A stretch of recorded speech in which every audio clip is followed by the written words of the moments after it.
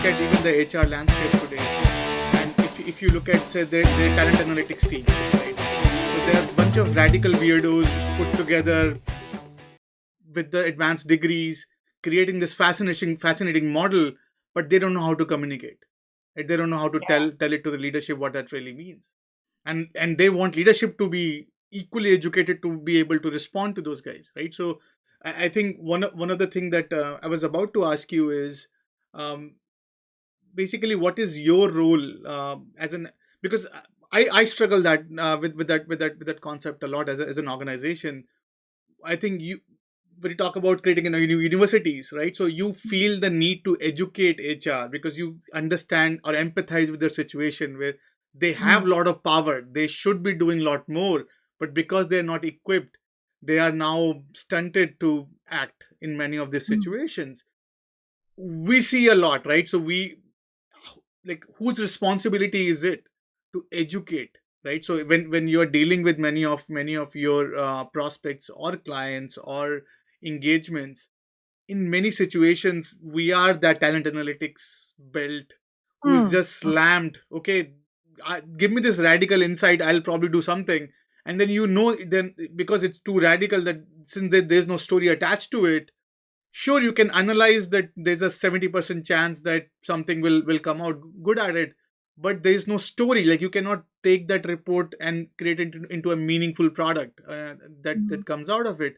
And then when you talk to all the big banks, we are having conversation with large um, industry hubs. They all are struggling with that concept of what does it really mean. Like, you made a very interesting point about data lake. We have this massive slump, and we are throwing models at it. We get amazing insights, but no story that goes with it. Like, there's no business case. We're not answering the so what, so what if you don't have your D and E and I numbers correct? You know what I mean? Right. So what if you have a pay gap? And this is where, to your point, I like the fact that you connected the re-education of HR with this challenge that we're facing, is that HR has this ginormous task in front of them where they are essentially the bridge between, these are the business objectives that we want to achieve as a company in revenue numbers, but these are the problems that we're trying to solve for our customers. This is the reality of our organization. So out of the slew of interesting data that we've surfaced, we need to focus on this one and this one and this one, because these three challenges, if we solve these, we're going to be better on this side in terms of solving. And I don't believe HR is doing that. I don't see HR doing that today, and I think you raised an interesting question.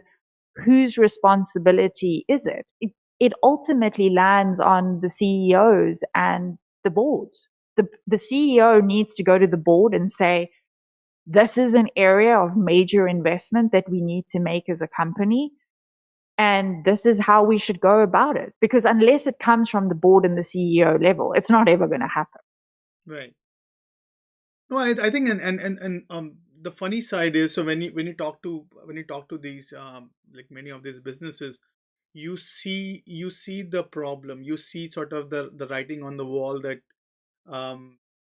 if sort of the trust and if where they are heading to probably is not the right location. It's basically they are struggling, and there is, and you rightly said, there is no sort of buy-in from the leadership on this random thoughts. And you as a business would not, because you're anyways not in their trusting zone where they can say, okay, maybe I need this rant. Because, and in fact, I was talking to one of the people officer of a big reinsurance company, and he was talking to me about, Vishal, our biggest battle is the battle with ourselves, right? So he said that basically my 90% headache is to not, my brain says not to trust you, or my heart says not to trust you, but my brain says you are the only guy who is not tainted with what I'm seeing, right? So you are just coming up with this, you're that fresh orange that coming to my table. So now do I really need to indulge and how I need to indulge. And whatever my heart is saying is that culture that comes with it, which is trained and tuned to not listen to you. And it's trained Mm, and tuned to listen to maybe an old school mindset, which is costing me through the roof. I'm getting obsolete every day. mm, But then it's yeah. just that at one point I just take an adventurous trip with folks like you, and my world changes. And unless those things happen, and that is the constant story with the leadership in many of the organizations. And the fun part is, the organization that needs most help are the most tight-lipped, right? So, Yes.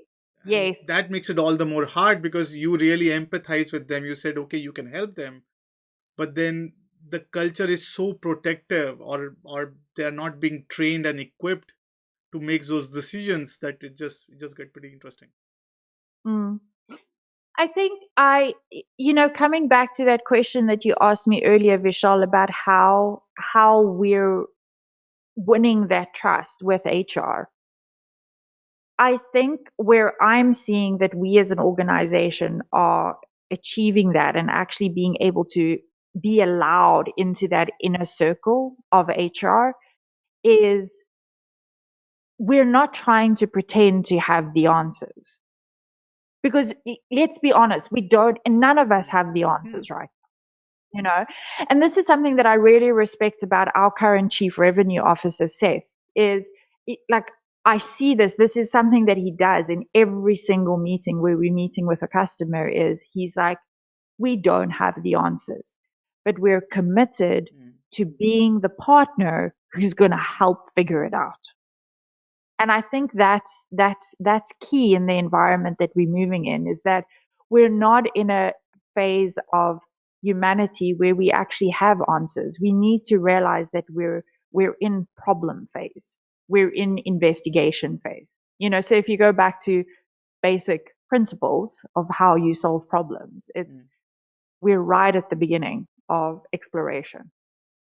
Interesting. So, from your vantage point, when you are dealing with these businesses, so what are some of the ideal, whether you call it clients, or sort of leaders, that you think, so what is the mindset that you think that the companies, or the leaders leading organizations should have to navigate through this future work? Like, what's the, from your vantage point, what's the ideal mindset that, if I'm listening to this conversation, and I am sort of I'm not sure whether I am that individual or not, what would you Mm. say, that what would it take for a leader to say, okay, I'll navigate through this probably safely? There's one single characteristic, and that is it's somebody who genuinely cares about their people's well-being.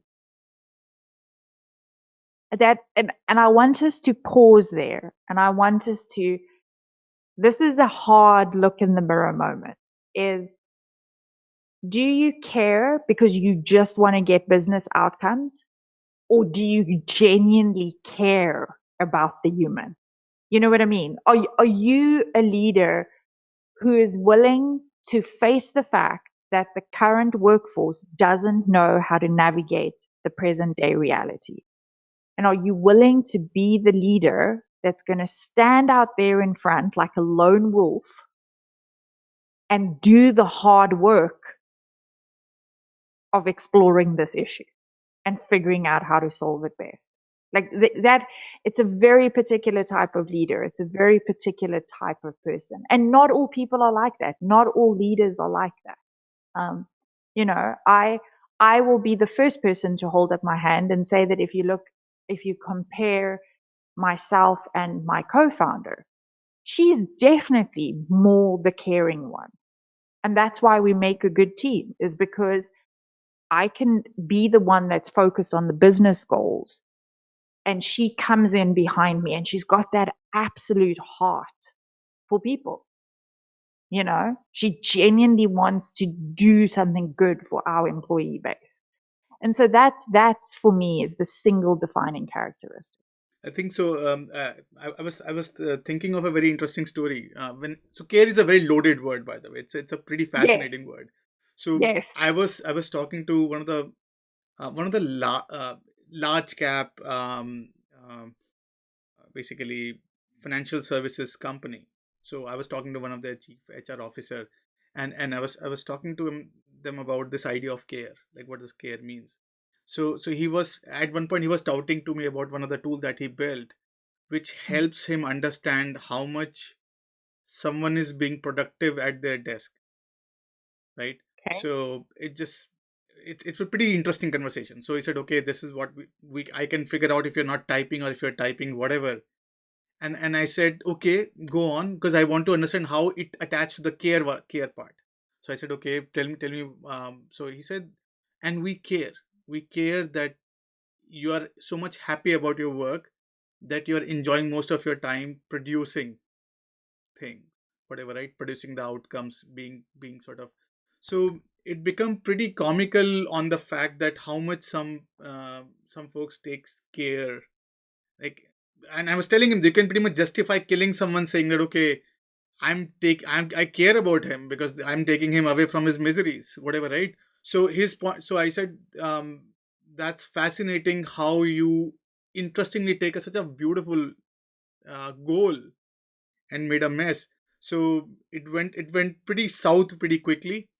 But then I think after a year or two, so he was let go from the organization. He said, Vishal, I see the point. So it was a pretty interesting. I totally agree with you. I think care Mm. is um and having a people leader who doesn't care, or who basically care about the profits more than the people. Actually, it's in a weird way impact the profit in a very interesting Mm. direction. In a very, yeah. And Vishal, I want to come back to a point that you've made there. If you're willing to let me meander down that rabbit hole for a little bit, there is, it's important what you said, that care is, it's a double-edged sword.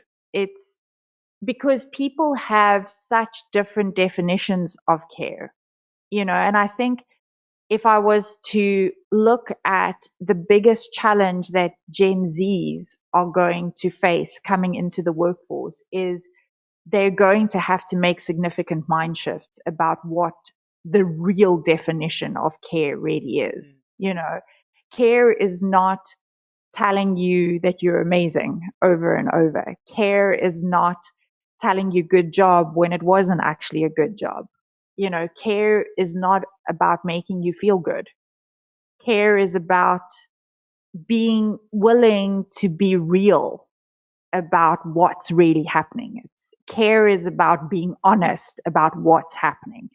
Care is about having the hard conversations around, you're weak in these areas, you're strong in these areas. What are we going to do to make these weak areas better and stronger? How are we going to amplify the strong areas? There's like, care and kindness are not feel good things. Mm. They're actually some of the hardest things to do when done right, and I think that it is important that we pause on this point, because I think HR people and business leaders in general should actually define how they care, because it can very easily lead to a lot of misconception in a company. Is if you're putting a message out there in terms of, we care, employee comes into the company and into the team saying, okay, I'm going to be cared for, yeah, but their definition of care and your definition of care is completely different. I think it's important for organizations to define how they care and what that looks like on a day to day basis. So on that, um, so a random question. So do Yes. you should your technology care? I love that question. I love that question. Let me ask you a question in return. Are you talking specifically about our product that we've built, Pattyrn, or do you want me to answer more generally about technology in general? Should Go at it. technology? I don't know. I don't care. I think it's just yeah. I want to answer and say our technology, Pattyrn, no. because the vision of our product is that it tells the truth. So if you want to define care as truth telling, then yes, our technology absolutely cares. But our technology doesn't aim to sugarcoat anything or to make anything nice. It's just like, this is your digital assembly line. This is what it looks like right now. This is how your people are working. You know what I mean? Like that's, but I think in general, HR tools and HR technologies should care because they're there to serve humans. You know what I mean? And so again, it comes back to the definition of, well, how do they care? It's all about the definition of that care. You know, like an example that we can use, like a metaphor that we can draw here is like medical care. Okay. Surgery is care. Rehab is also care. Both of those forms are care. But the one is putting a knife to you and cutting you. And the other one is stretching very, very, very stiff, sore, you know, scar tissue laden muscles and tendons and cartilage back into shape. Both of those things hurt like hell, but they care. Yeah, that's true. You know what I mean? So I think if we were to take that metaphor and run with it, HR technologies need to decide, are we surgeons? Are we physical therapists? You know, are we post-op surgery care? And what is our definition of care?